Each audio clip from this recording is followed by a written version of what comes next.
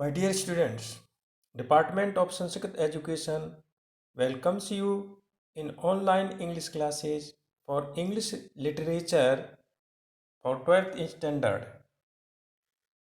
Myself, Munish Chan Sharma, lecturer, Government Varisht Upadhyay Sanskrit School, Bilochi, Jaipur. Today's our lesson, a poem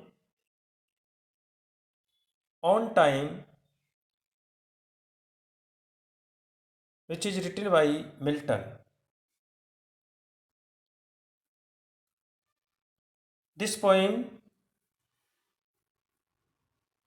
was composed by Milton probably in the year 1632, and today we will learn an introduction of this poem. In this poem, Milton tells us about the time, which is envious. Milton is wholly religious in his contrast between earthly flux and sin and the eternal purity and joy of soul's life in heaven. He calls time envious because, according to ancient mythology, Kronos, alias time, ate up each of his children at birth. This how time finished his race. The heavy hours passed at the slow speed caused by the weight that activates the ticking mechanism in a clock. Time fills his belly, devouring hungrily and greedily all that its womb produces. All this is false and vain and only mortal rubbish. When time has put all bad things in Tom, and when time's greedy self is consumed, then long eternity shall greet our bliss with a kiss given to every individual soul. Then joy shall overtake us in a flood like manner when everything that is purely or wholly good and perfectly divine, the divine throne will shine forever with truth, peace, and love. We shall then see blissful vision which will make us happy. Then our soul, guided by God, shall climb heaven, leaving behind all earthly pettiness. Our soul will be attained with stars, that is, it will be changed into constellation, and we shall achieve victory over death, chance, and time. My dear students, in this poem,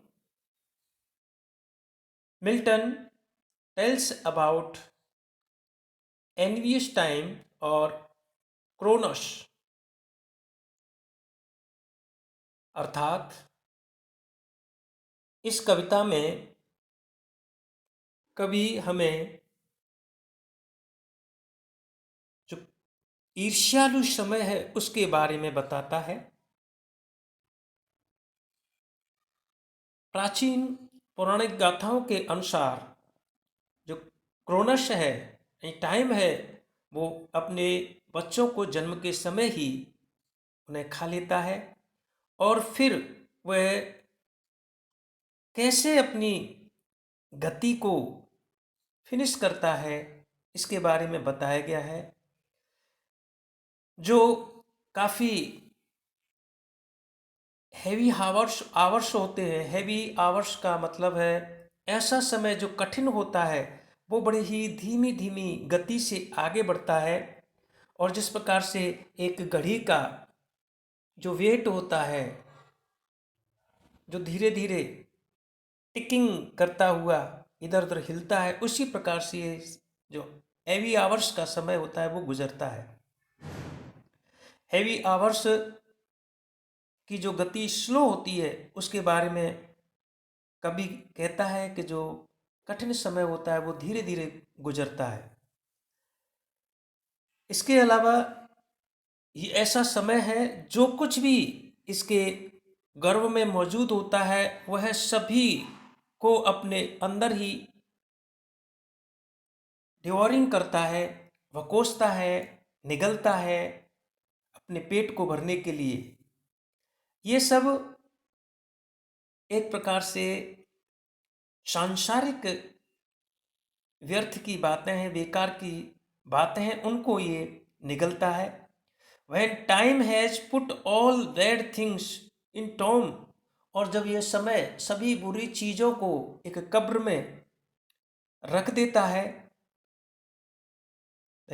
और इसकी जो स्वयं की लालच होता है वो भी खत्म हो चुका होता है, फिर इसके बाद में जो इटर्निटी होती है, शाश्वतता होती है, वह शाश्वतता हमको अपने आनंद से अभिनंदन करती है, हमारा चुम्बन लेती है और इस दौरान प्रत्येक व्यक्तिगत आत्मा को वो छूमती है।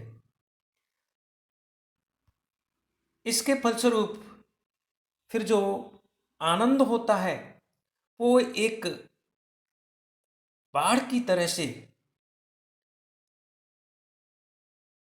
बाढ़ के तरीके से आता है। और जब सारी चीज़ें पूर्ण रूप से अच्छी और स्वर्गीय दैवीय हो जाती हैं, शुद्धता प्राप्त कर लेती हैं, तब जो भगवान होता है वो भगवान ईश्वर जो हमेशा राज सिंहासन पर सत्य, शांति और प्रेम से जब चमकेगा, उस स्थिति में हम परम आनंदमय स्वप्न देखेंगे जो हमको प्रसन्न बनाएगा।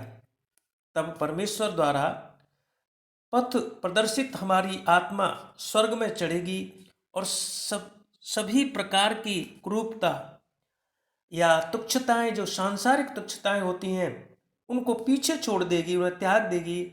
फिर हमारी आत्मा तारों के साथ तारामंडल में परिवर्तित होगी और प्राचीन परंपरा में जो तारे हैं वो वायवीय, नष्ट न होने वाले, अच्छा अर्थात इटर्नल हैं, ऐसी सामग्री के बने हुए होते हैं। इस प्रकार से हम मृत्यु, अवसर और समय पर विजय भी प्राप्त कर लेंगे।